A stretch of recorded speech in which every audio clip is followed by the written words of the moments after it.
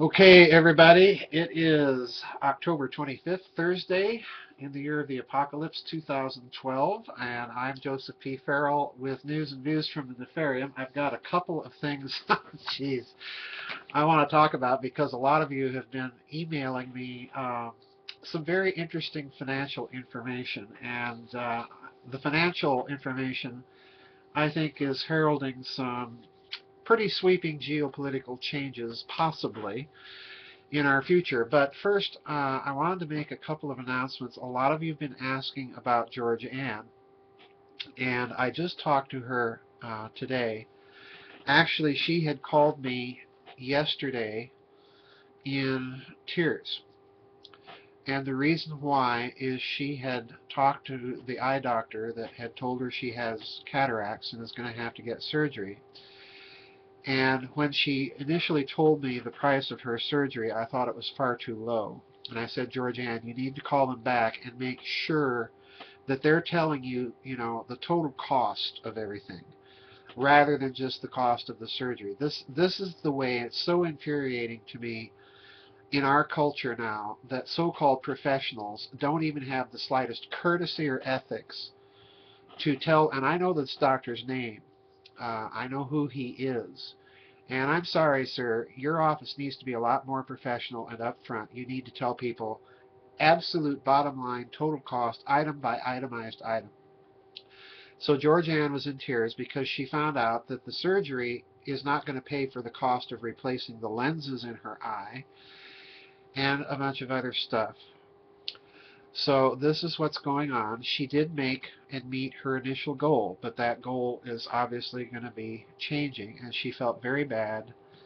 And I assured her that she needed to be upfront and honest and just admit to people that they had misled her and she had misled everybody else on the basis of what they told her. It's a simple mistake originating with the utter lack of professionalism in the doctor's office. It's not George Ann's fault. So I wanted you to know that we're in the process of finding out how much everything is going to cost. She will post that. She read a statement to me tonight on the phone, and I said, it sounds fine, George Ann, you need to put it up there, and we're going to get it taken care of, because, and she initially didn't want to do that, folks, and knowing George Ann, the kind of person that she is, uh, I kind of had to talk her into doing so, because she thought that it would be a burden to people, and I said, George Ann, it's your show, it's your livelihood. More importantly, you have to be able to see.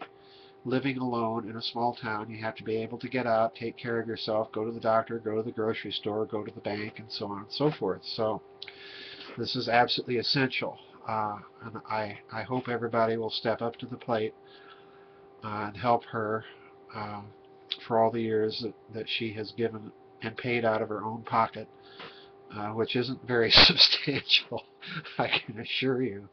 I think most of her daily expenses go to support the Bite Show, which is her first love. Anyway, pardon me. I want to get on to a couple of items that, to be quite frank with you, so many people now are seeing the same sorts of things and sending me articles. And I've been in this last week, folks, literally swamped with people all the way from Germany to Taiwan sending me articles about Germany wanting its gold back. And then more recently, several of you have sent me this article from China Daily. And I'm going to post the link to this article on this website and on the YouTube video, because the article is talking about the fact that in Asia, several countries are turning to the renminbi, to the Chinese yuan, as their reserve currency. All right, and we've been kind of predicting this, that this would be a consequence of that geopolitical realignment that is taking place, centering around the Shanghai Accord, or BRICS nations, if you want to call them that. as the American reserve, the dollar reserve currency, and the entire Western system of finance looks increasingly fraudulent. And this article is, in fact, from China Daily. And they point out that several nations are moving to the use of the renminbi as an additional reserve currency for the calculation of foreign exchange. And this is a very, very interesting development. In fact, one paragraph in here, I want to read this to you. This is very important. It says that according to the latest report by the Society for Worldwide Interbank Financial Telecommunication or Transfer, otherwise known as SWIFT, this is the big internet, or pardon me, not internet, but electronic transference banking clearinghouse based in Brussels, Belgium, called SWIFT. Renminbi denominated trade accounted for 10% of China's foreign trade in July. The figure was 0 just 2 years ago.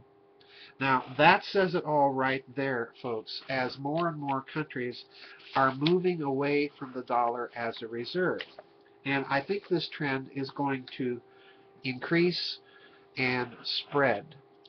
Part of the reason is the increasing dislike in the world of the imperial tone being set by the United States, not only abroad, but I submit to you domestically. All right? Because you cannot have a reliable financial system in a world where you have such instability and corruption at the major center of the world's economy. This is the problem. The confidence in this system is eroding very, very quickly.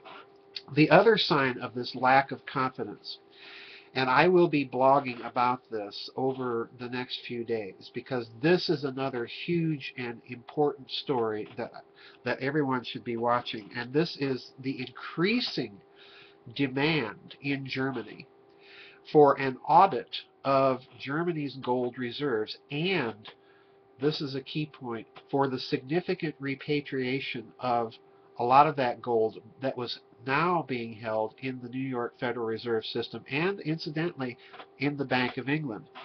There's a little article that someone emailed me today called "It's 10 p.m. in Frankfurt. Do you know where your gold is?" All right.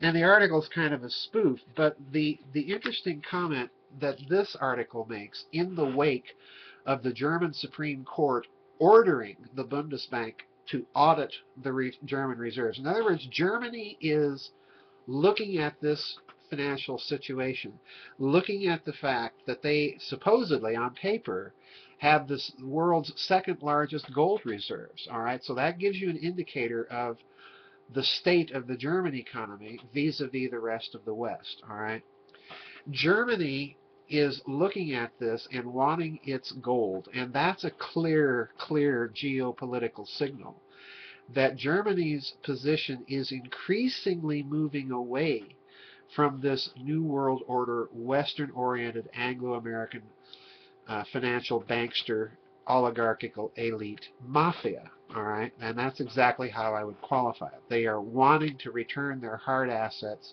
to Germany. Now, in this little article, they give you a profound clue as to why this system is looking increasingly fraudulent. And let me read what it says. This is the very last paragraph. In reality, it does not matter one bit whether the Federal Reserve Bank of New York actually has the German central bank's gold or whether the gold is pure. As long as the Fed says it's there, it's as good as there for all practical purposes to which it might be put. It can be sold, listen carefully, leased out, used as collateral, employed to extinguish liabilities, and counted as bank capital, just the same whether it exists or not, unquote. Now, right there, they're letting you know why Germany is wanting its gold back and why they're wanting an accounting or an audit of it. Because, first of all, it does matter to have actual physical possession of something if, as my friend who sent me this article stated, if you loan something to someone and then ask for it back and they tell you you can't have it back, it's been given out, or we're doing other things with it, that's a clear indicator that you were defrauded. So in other words, this paragraph is letting you know what the nature of the fraud is.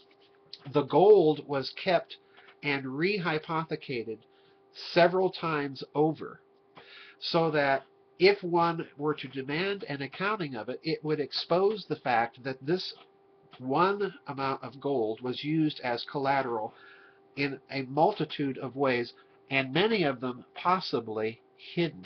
All right, that's a key thing, because what that now means is you're creating massive piles of leverage on the same amount of collateral. It's like fractional reserve banking that everybody complains about on steroids. All right, Germany, by requesting audits, really insisting. I mean, in Germany, when they request things, it's really an order. All right.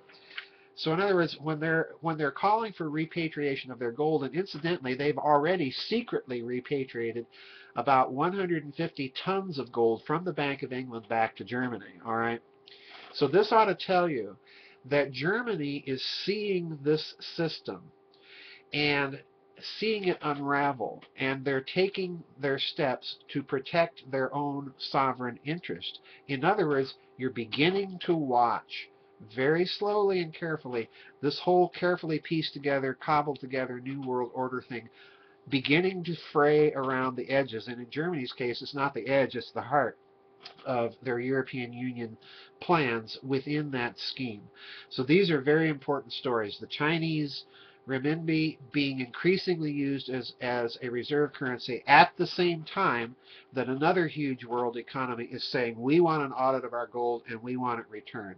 This is only going to increase, and I predicted that a few sessions ago, and I think we can be safe and assured that it's probably going to increase.